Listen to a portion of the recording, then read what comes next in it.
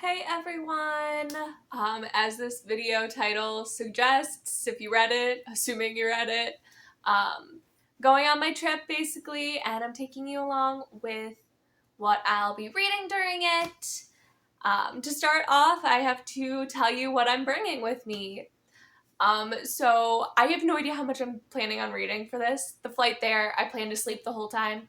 Who knows what I plan on doing on the flight home. And train rides, evenings, don't know how much I'll be reading. Prepared to. I also just like to have options. So I am aware that I am packing more books than I should. But there's a handy solution for that. And that is most of the books I'm bringing are electronic. They're on my Kindle. So then it doesn't take up space. And they're just convenient to access. So I'm going to start with those 4 books. I brought To Love and to Loathe by Martha Waters, the second book in the Regency Vows series. I think I talked about the first book at some point where I randomly started with the 5th book in the series.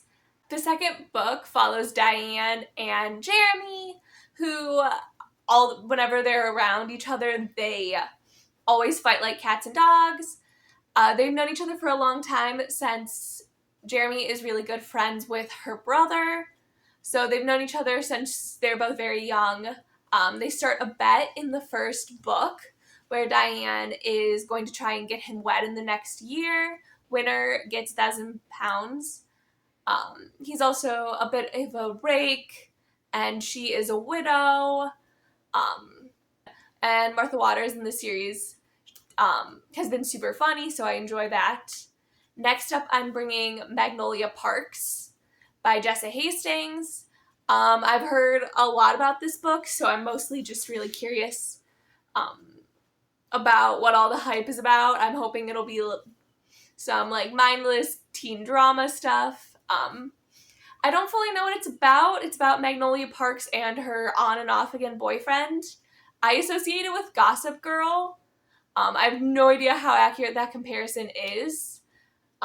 There's a slight hiccup with this in that I have it requested for this trip. I've been planning to read it during this trip for a long time, since it seems like the perfect time. A little bit of a mindless read when I don't necessarily want anything too heavy. Yeah, I have the electronic version, but it apparently can't download it onto my Kindle, so we'll see. I don't think I'm going to get to that. Over to the thrillers I brought The Paris Apartment by Lucy Foley. I feel like I'm a little late to that book since it came out and was really popular a few years ago. It follows a woman going to stay with her brother in his Paris apartment. When she gets there, he is not there and he's missing. The apartment building is really sketchy. And she basically is trying to figure out where he is. Spoiler alert, it's not great what happens to him. That is not a spoiler. I use that a little colloquially when it has a different meaning here, but so she tries to figure out what happened to him and ends up involved in a lot more than she was bargaining for. Then the final book on my Kindle, I have Everyone in My Family Has Killed Someone by Benjamin Stevenson. This is a cheeky murder mystery that kind of scoffs at the conventions of the genre in certain ways. I don't fully know what this is about, which is not great. And he is talking about that, and I think someone else shows up dead. Not too sure. I heard it's funny, and it's a bit of I don't think it's quite a cozy mystery, but I think it's lighter in the same vein as like Finley Donovan, to my understanding. Then moving on to the 2 physical reads I brought. Closed and Common Orbit by Becky Chambers. This is the sequel to A Long Way to a Small Angry Planet. So this is not quite what I thought it was about. I thought it was going to be a continuation of the crew on board the Wayfarer ship. Instead, it follows Lovelace as she is in her new body. Slight spoiler from the first book. As she and Pepper, another character from the first book, try and basically build a life for themselves, well, specifically build a life for Lovelace as she adapts to being in a physical body now. Then the last book is a classic, An Interview with the Vampire by Anne Rice. It is about a group of vampires, very dark, very gritty. I started reading it years ago, I think when I was like 19 or something, so quite a bit ago. But I only got like halfway through. It was a very exhausting summer. I was DNFing books left and right just because I had no energy. I was on break from college and I was worked to the bone and exhausted and sleeping basically whenever I was not working. But I really enjoyed it. If you love vampires, you gotta read Anne Rice. It's a bit of an old one, and I feel like vampires are having a bit of a moment. I need to read all of the vampire books out right now. I have them in my TBR cart that you will eventually see one day when Michaela and I judge each other for it. But that is what I have brought with me. We'll see how much I read.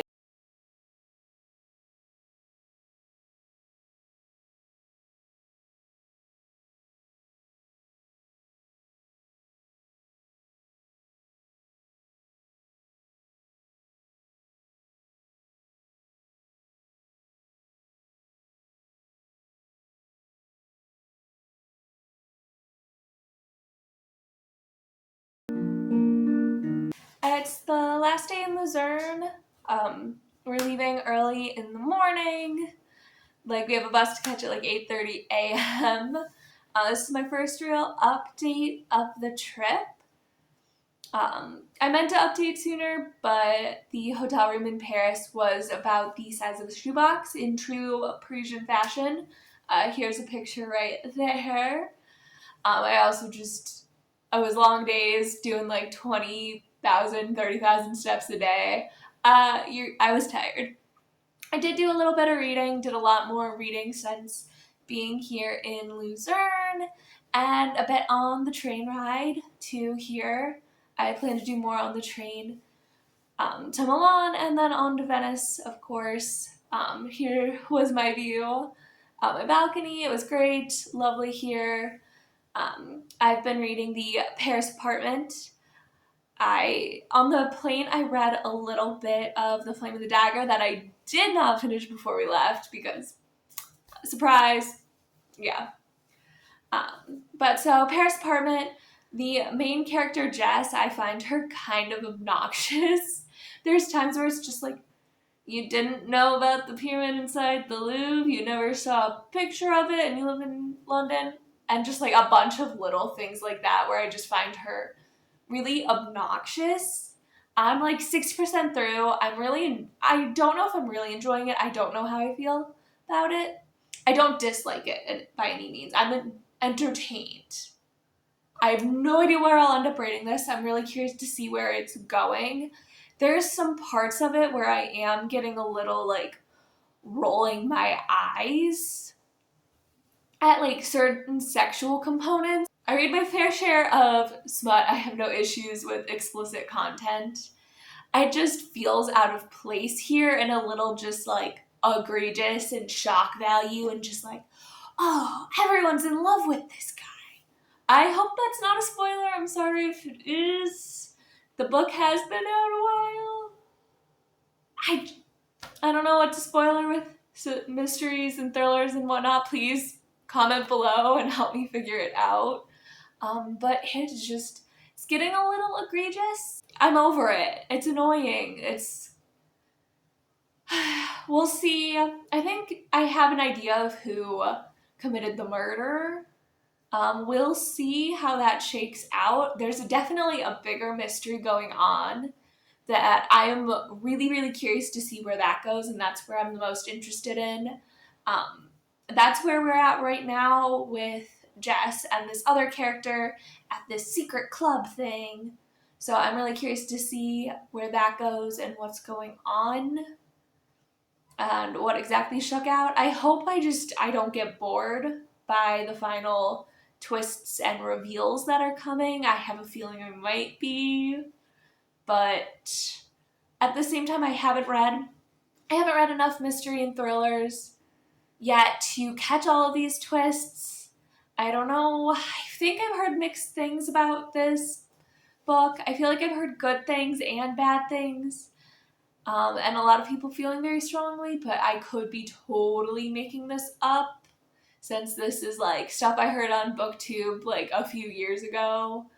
I don't know. We'll see. I think I'm gonna finish it in the next day or two. All right. That's all from Loser.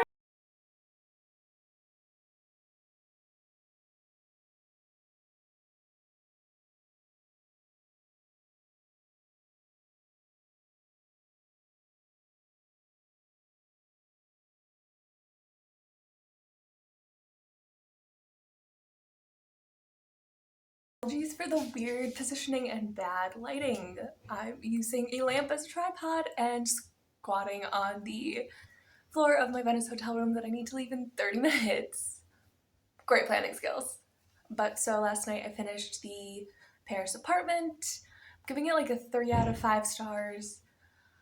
I enjoyed most of it. It was just the ending. I was rolling my eyes a lot. Nothing came out of super left field. Things were like predicted, or like little eggs were dropped, clues along the way. So it wasn't like too crazy, but it was like still surprising. But I just was like, I feel like something better could have been done. Everything was tied up for the most part, except for a couple things that irritated me, and I just didn't like how it turned out. Like the ending, like what the big mystery was. I don't know. I just was bored by it. I wanted more.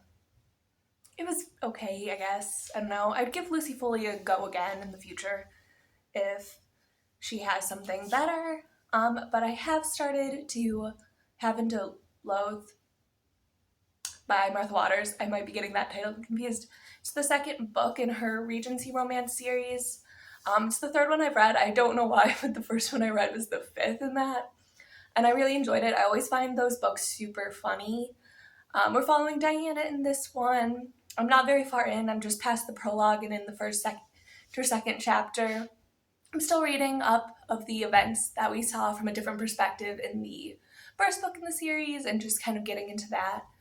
I think it'll be really fun with the bet taking center stage, and that's always anything with games, I'm there. So I'll be reading that on the 4-hour train ride I have today. I'm really happy I finished one book, but I kind of want to get through more this trip, so we shall see.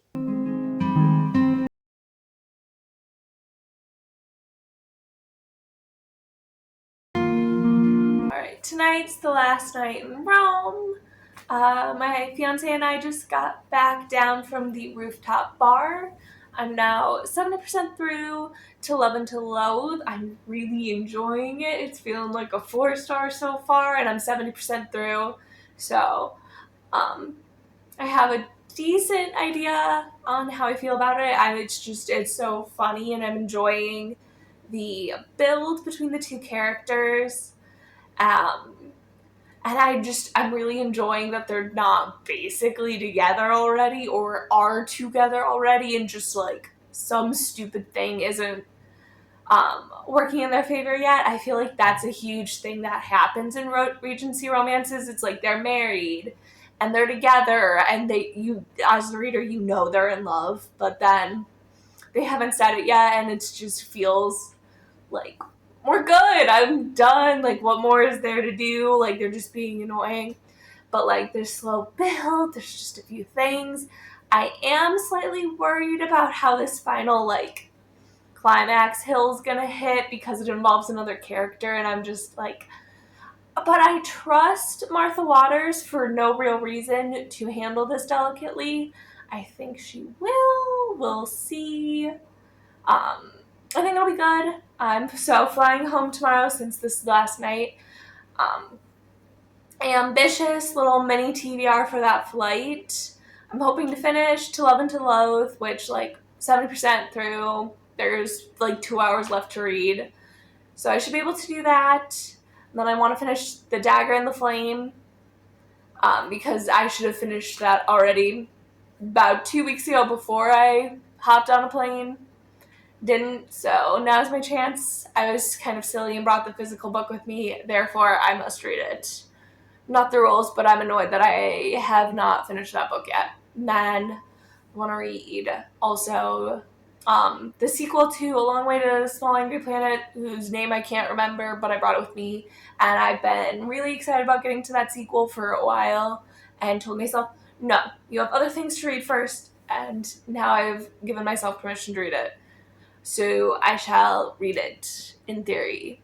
But so it's an ambitious little mini TBR for a flight, but it's like 9 hours, so less reading time, especially because I Googled and it told me not to sleep more than 2 to 4 hours during it. So less reading time. I'm probably going to be watching more movies than I anticipate / plan, because that is a little bit of a faster way to time. But mini readathon. I've been wanting to do those, and I have lots of books to read, so we shall see. Probably only one more update left in this video, and that'll be the end. Until next time. So I am very much back from my trip. I just wanted to follow up with what I read on my flight and what my final tally is. So I followed through basically on what I was hoping to read during that flight. I finished To Love and to Loathe, gave that 4 stars. I really enjoyed it. I connected with the hero and heroine really well, and it was just very funny. The ending had me tearing up, just because of the grand finale. It was just hitting me right in the feels because it lined up with what was going on in my own life in a very nice way. I also finished, finally, The Dagger and the Flame. I don't want to say I hated it, but I didn't like it. I gave it 2 stars. I think I said that in my last vlog. It was just so much missed potential for a world I should have loved. Don't be so morally black and white when you have 2 guilds of thieves and murderers. Maybe we go more morally gray there. I did technically start a closed and common orbit. I got 10 pages in though. Did not know what it was about fully when I started, so I was a little surprised not to see the Wayfarer crew. But, 10 pages in, I enjoyed it well enough. I ended up just watching movies the rest of the flight. I am quite pleased though that I finished 2.5, 3-ish books depending on how you want to count it. Yeah. That was my trip. I don't know what comes next for me for reading. Thanks for watching. Bye!